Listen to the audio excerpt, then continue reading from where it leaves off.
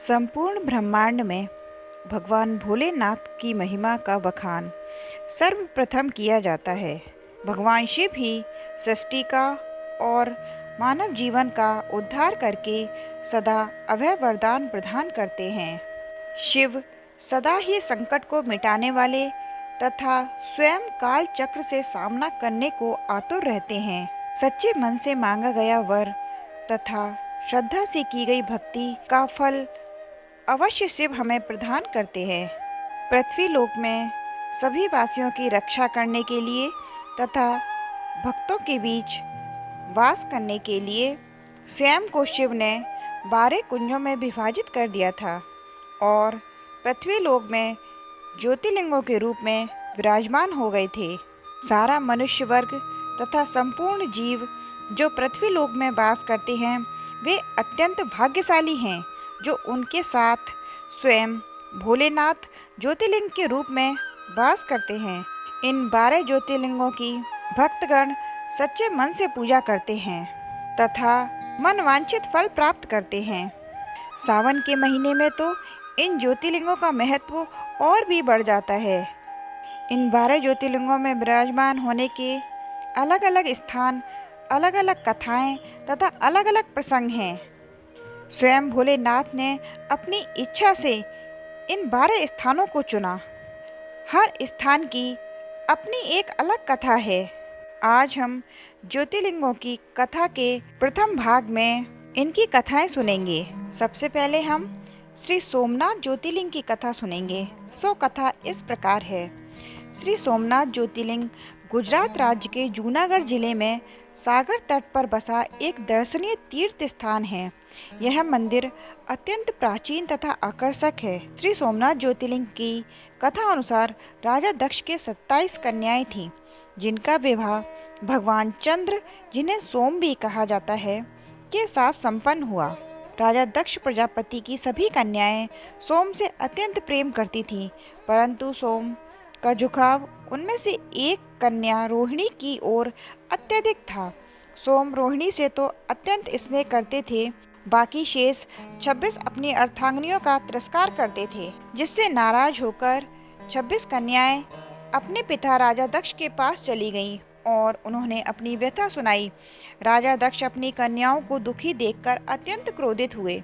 उन्होंने पहले तो सोम को समझाया, परंतु उसके आचरण से राजा दक्ष भी बहुत दुखी हो गए। अतः उन्होंने सोम को श्राप दे दिया कि तुम महीन होकर क्षीण हो जाओगे। राजा दक्ष का श्राप चंद्रमा को इस कदर लगा कि अब चंद्रमा धीरे धीरे क्षीण होने लगा। सोम घबराकर सभी देवताओं के पास गए। सभी देवताओं ने सलाह दी कि तुम ब्रह्मा जी के पास जाओ, वे ही इस दोष का हल बता सकते हैं। अतः सोम अब ब्रह्मा जी के पास गए और बोले कि भगवान, मुझे इस श्राप से मुक्ति दो। ब्रह्मा जी बोले, तुम्हें प्रभास नामक स्थान पर जाकर शिव की आराधना करनी होगी और शिव को प्रसन्न करना होगा, वे ही इस श्राप से तुमको मुक्ति दिला सकते हैं। सोम ने प्रभास पाटन में जाकर 6 माह तक लगभग 10 करोड़ महामृत्युंजय मंत्रों का जाप किया, जिससे प्रसन्न होकर भगवान भोलेनाथ प्रकट हुए तथा सोम से वरदान मांगने को कहा।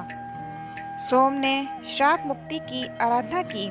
तब शिवजी बोले कि मैं राजा दक्ष का श्राप तो नहीं मिटा सकता, लेकिन इसका तुम्हें आशीर्वाद अवश्य दूंगा कि तुम्हारी एक कला कृष्ण पक्ष में प्रतिदिन क्षीण होगी तथा शुक्ल पक्ष में प्रतिदिन एक एक करके बढ़ती जाएगी। इस तरह सोम को लगा श्राप मुक्त हुआ तथा सोम की ही आराधना पर भगवान भोलेनाथ यहाँ सोमेश्वर ज्योतिर्लिंग नाम धारण करके विराजमान हो गए। प्रभास पाटन की महिमा 10 दिशाओं में जानी पहचानी जाने लगी। स्वर्गलोक के सभी देवताओं ने सोम को आशीर्वाद प्रदान किया तथा इस क्षेत्र में सोम कुंड की स्थापना की। इस कुंड में स्वयं भगवान शिव तथा ब्रह्मा जी का निवास स्थान है। इस तरह हमारे सोमनाथ ज्योतिर्लिंग विराजमान हुए। आगे की कथा श्री मल्लिका अर्जुन ज्योतिर्लिंग की है। यह ज्योतिर्लिंग आंध्र प्रदेश के कुर्नूल जिले में स्थित है। यह 12 ज्योतिर्लिंगों में दूसरा ज्योतिर्लिंग है, जहाँ भगवान माता पार्वती के संग विराजमान हैं। मल्लिका अर्जुन ज्योतिर्लिंग की कथा इस प्रकार है। एक बार श्री गणेश तथा भ्राता कार्तिकेय की शादी का प्रसंग सामने आया। दोनों भाइयों में पहले विवाह किसका हो, इस बात को लेकर चर्चा छिड़ गई। श्री गणेश का पक्ष यह था कि संपूर्ण ब्रह्मांड में सबसे पहले उन्हें ही पूजा जाता है, अतः उनका विवाह पहले होना चाहिए। जबकि कार्तिकेय का मानना था कि वे बड़े भ्राता हैं, अतः उनकी शादी पहले होनी चाहिए।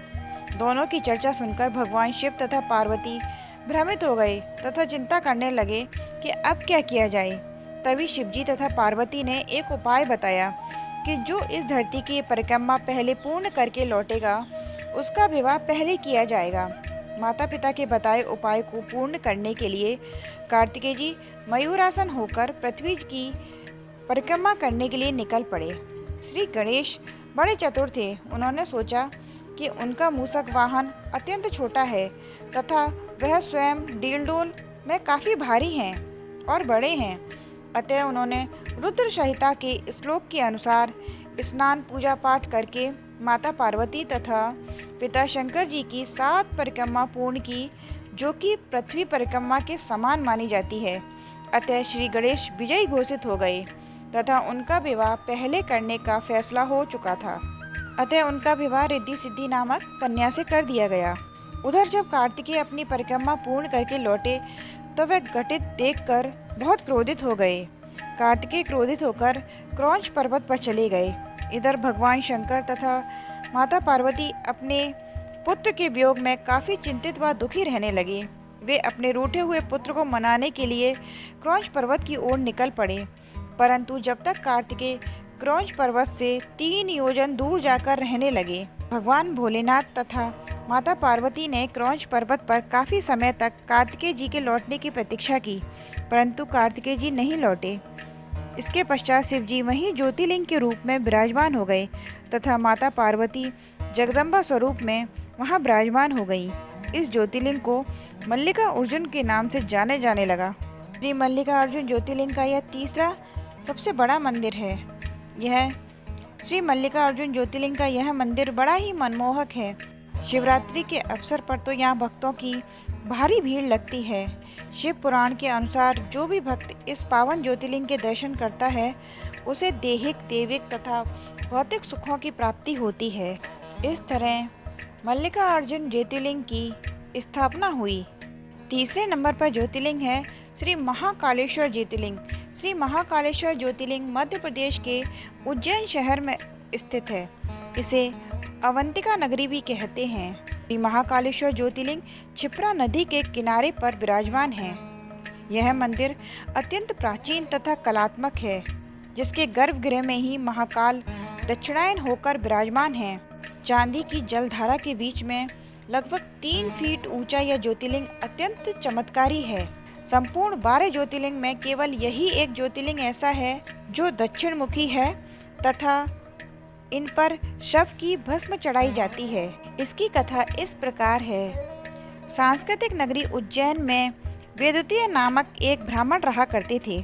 वह अत्यंत शिव भक्त थे। नित्य भगवान भोलेनाथ का पूजन वंदन तथा स्मरण किया करते थे। उस ब्राह्मण के 4 पुत्र थे। देवप्रिय, मेघप्रिय, शुक्रतु तथा सुब्रतु थे, जो अपने माता पिता के अनुसार ही शुभ आचरण पर चला करते थे।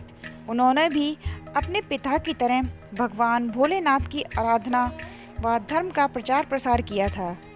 उधर रत्नमाला नामक पर्वत पर एक दुष्ण नाम का एक दैत्य रहा करता था।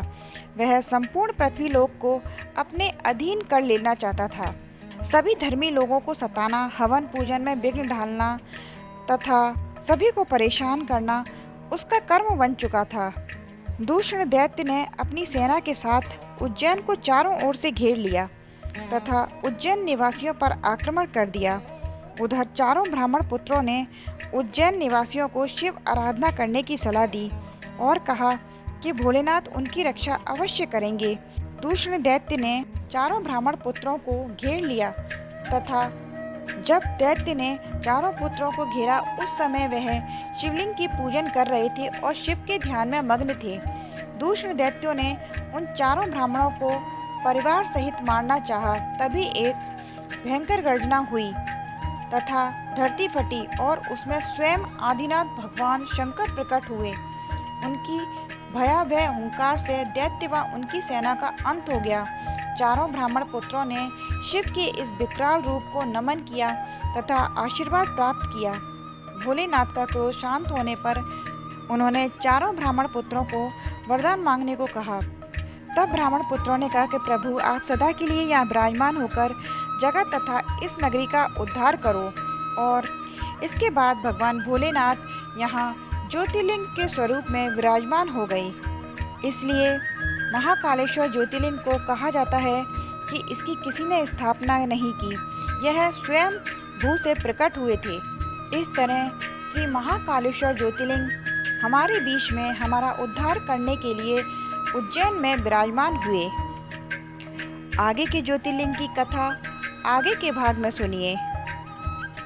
जय महाकालेश्वर भगवान की।